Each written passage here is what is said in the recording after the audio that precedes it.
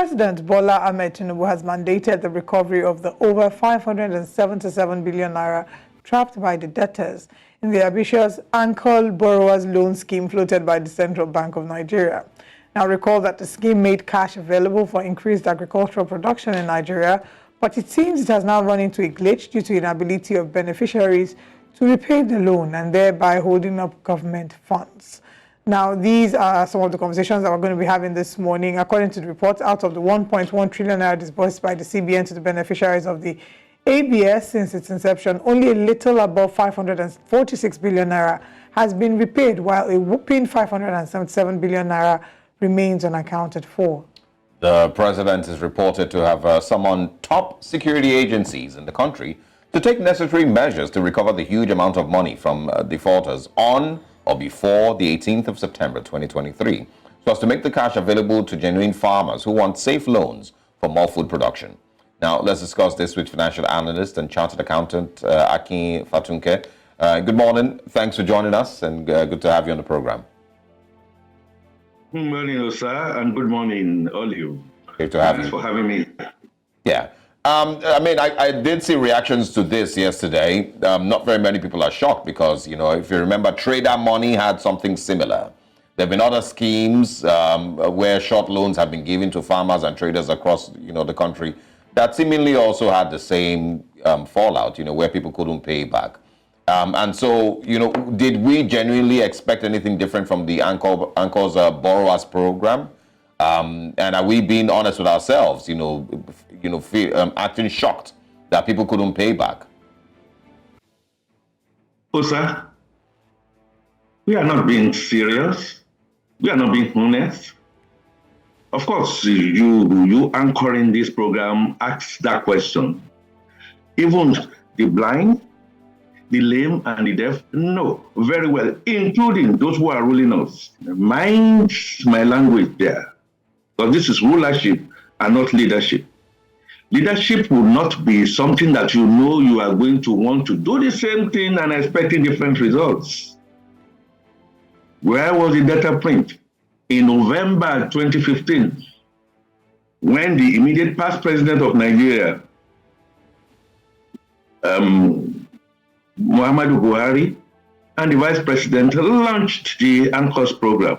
You may remember at that time, there was a bit of a hue and cry that was this a political move to win votes, to curry votes, without making sure that we put the cart behind the horse, as it were. Now, of course, naturally, it went down low. Was it a good program? Yes, it was a good program. Was it conceived to achieve, at least as we were talking about end of 2022, 4.8 million benefited? Yes. Is it also true that about 70,000 people, or what you read just now, which is also a bit of a question mark, that we have some 53% according to Central Bank? No, IMF said it's much more than that. And the farmers associations are saying much more than that. So when you begin to do to and fro here and there, you begin to wonder, what exactly is the problem with Nigeria? Where is the data print? Where are the numbers? Even the amount of money that was disbursed by CBN, initially there was some hues to say, well, was this what CBN should be doing initially, or was it a political move? Or should it have been conceived, hatched, and given to people or sectors that were able to do this as is done in other countries? So I think we are not serious. I think Mr. President has saburato, by that, just making some comments in there. I know the issues are in the courts that are overstretched, but just mentioning and then making the point that security agencies should go after the defaulters. Have we done a fishbone analysis to find out why that is not? If we have failed to put the parameters that we needed to put, we knew we had to put, and we didn't put them in the first place, will it really be fair? Well, yes, okay. Will it really be fair and ethical for us now then say you want to be running after these people? They came, they said they didn't make profit. Some of them we had, if you put your ear to the ground, they took the funds 6 months after the rollout. There was no pumps, there was no irrigation thing. It was after planting session. Government saw that. NGO saw that. People made the noise, but government was going to say, look, we are the rulers, we are in charge, we are in control. And then they just went roughshod. And now we have a mirror that we are all looking at now to now then tell us that implementation was rocked, was weak. Let's talk about this implementation. Unfortunately, because the implementation was weak, a lot of money has been lost or is yet to be recovered. Hence the president's instruction for them to be arrested. So what then happens if they are arrested? What then happens to the rest of the loan? Is it then forgiven, and are they paying for the loan by maybe spending time in prison? Do we have an understanding of how exactly this instruction is going to be carried out? Because if these borrowers are saying that they're not able, they didn't make a lot of money and they're not able to repay the loan at the moment, what will arresting and detaining them do? Will it bring out the money, or are we then just going to count it, write it off as a bad loan or a bad debt?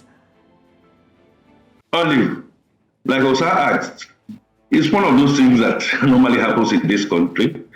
And with due respect and with due regard, government knows that maybe 10% of so-called outstanding loans might be recovered from honest Nigerians. There were institutional outfits that were supposed to be the anchors. They had a blueprint on them. They have spoken to some of them. They said, well, we are going to try and recover. So maybe 5-10%. But the vast majority, we all know nothing is going to happen. We don't have the means, we don't have the sinew, we don't have the capacity to be able to do that. And so I would say, let's begin to count our losses. Yeah, all right. Don't forget in 2020, due to no fault of anybody, when we had the COVID thing, there was 1 year extension that the loan default ratio moved in our very eyes from 60 to 65. Now moving to 75. Despite what Central Bank is telling us. Has that been audited? Do we really know for sure that that's exactly what is happening?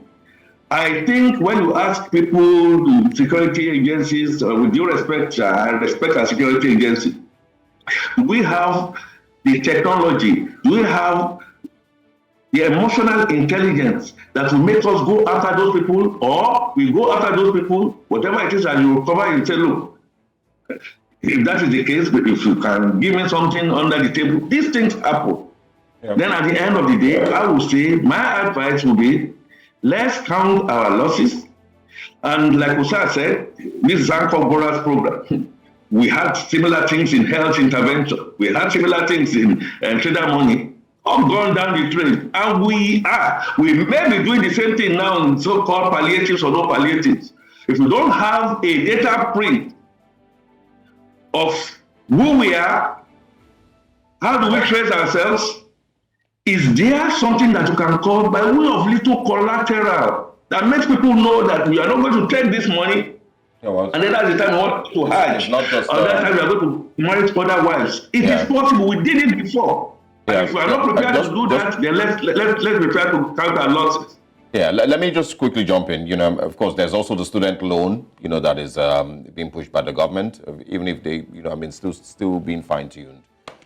So two things I want to, bring in. The first one, there is claims that at least the Anchor Borrowers program did lead to an increase in rice production, and production of, other, agricultural products.